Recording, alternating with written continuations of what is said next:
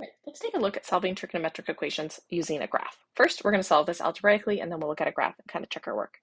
So here I have sine of 2 theta equals cosine theta. It's asking me to solve and find the solutions that appear between 0 and 2 pi.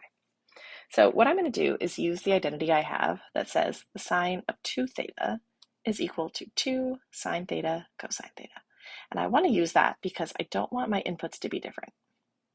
It's almost like having two different variables. I don't want that. So 2 theta and theta is not going to work. So I rewrite sine of 2 theta and replace it with 2 sine theta cosine theta. I'm going to set that equal to cosine theta. Now, it's tempting to divide out cosine theta from each side. And if those were just plain numbers, I could certainly do that without losing any accuracy or solutions. But in this case, I don't want to divide out variables on both sides because then I can lose solutions. So instead, what I'm going to do is subtract that cosine theta over to get 2 sine theta cosine theta minus cosine theta equals 0.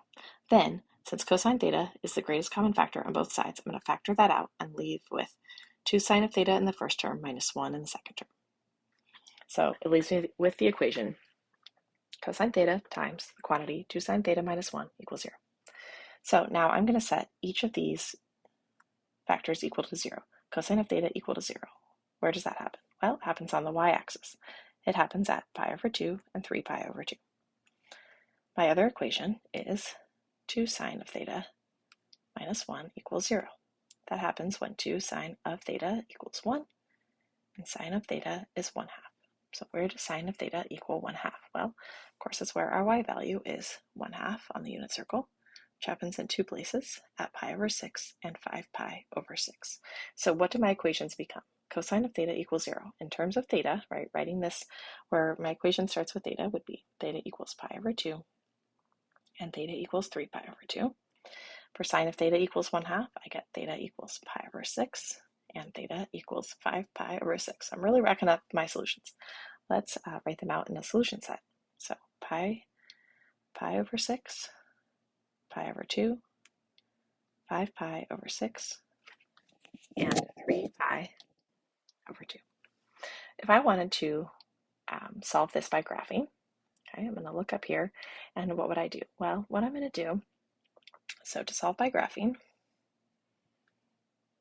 and this just goes for any time you're solving by graphing, so it's a little reminder.